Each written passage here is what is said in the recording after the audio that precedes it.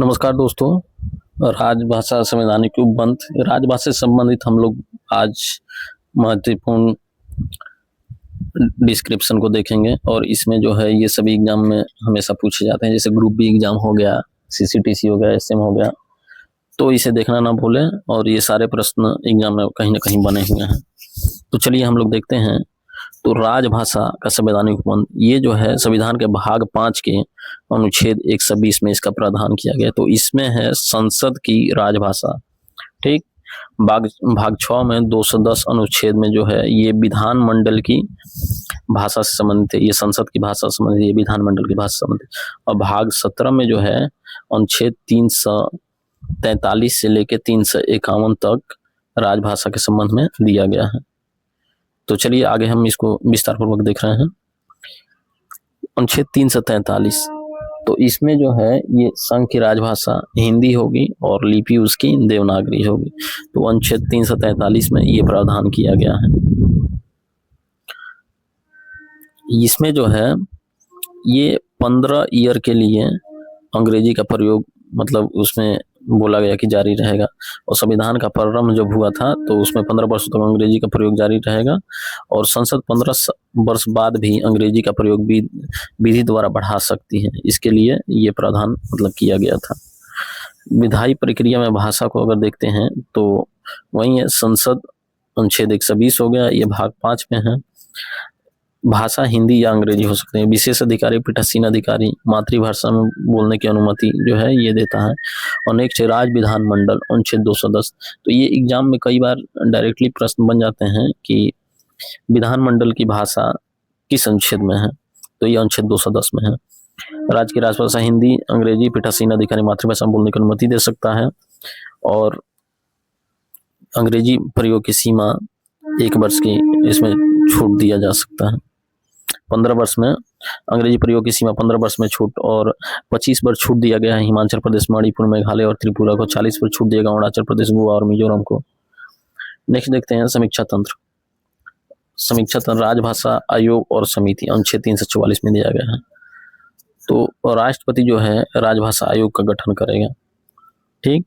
और गठन 5 वर्ष के लिए होता है। 10 वर्ष की समाप्ति पर उद्देश्य हिंदी में परगामी प्रयोग की सिफारिश। और इसमें संसदीय समिति जो होती है उसमें लोकसभा से 20 सदस्य होते हैं और राज्यसभा से 10 सदस्य होते हैं। जैसे पूछा जाएगा कि राजभाषा समिति में कुल कितने सदस्य हैं, तो कुल 30 सदस्य होते हैं, जिसमें 20 लोकसभा से होते हैं, 10 राज्यसभा से होते हैं। तो कई बार ये प्रश्न बना हुआ है।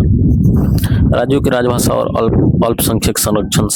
राज्य की राजभाषा जो है अनुच्छेद 345 में वर्णन किया गया है। जनसंख्या के लिए विशेष उपबंध जो है अनुच्छेद 347 में किया गया है। राज्य विधानमंडल विधि द्वारा अपना सकता है उस राज्य में प्रयोग होने वाली कोई एक या अधिक भाषाएं या हिंदी जब तक विधि नहीं बनती है। यदि जनसंख्या का पर्याप्त भाग अपनी भाषा को मान्यता चाहता है तो अनुच्छेद 343 के तहत मान्यता ले सकता है। राष्ट्रपति निर्देश दे सकते हैं कि उस भाषा को शासकीय मान्यता दी जाए। अब 346 जो है अनुच्छेद ये संचार या पत्राचार की भाषा है, यानी एक राज्य से दूसरे राज्य और दूसरे राज्य से संघ ये जो है पत्राचार की जो भाषा को अपना सकते हैं अनुच्छेद 346 के तहत। आपसी समझौता इसमें जरूरी है। यदि 2 या अधिक राज्य सरकार करार करते हैं तो उनके बीच पत्र आदि की भाषा हिंदी हो सकती है। अनुच्छेद 348 जो है ये न्यायपालिका और विधि का अनुच्छेद 300। सुप्रीम कोर्ट और हाई कोर्ट की भाषा जो है वो अनुच्छेद 348 में दी गई है। सभी कार्यवाही अंग्रेजी भाषा में होगी। अधिनियम और विधेयक का प्राधिकृत पाठ अंग्रेजी में। अपवाद केवल हाई कोर्ट के लिए राज्यपाल राष्ट्रपति सहमति से हिंदी या अन्य राजभाषा का प्रयोग प्राधिकृत कर सकता है, परंतु निर्णय, डिक्री या आदेश अंग्रेजी में होंगे। भाषा संबंधी विधियों के लिए विशेष प्रक्रिया जो दिया गया है अनुच्छेद 349 में दिया गया। संविधान के पहले 15 वर्षों के दौरान जो है भाषा संशोधन विधेयक जो है राष्ट्रपति की पूर्व मंजूरी जरूरी होती है। आयोग की सिफारिश, समिति का प्रतिवेदन और ये संसद में उसके बाद पेश किया जाता है। व्यथा और निवारण नागरिक अधिकार अनुच्छेद 350।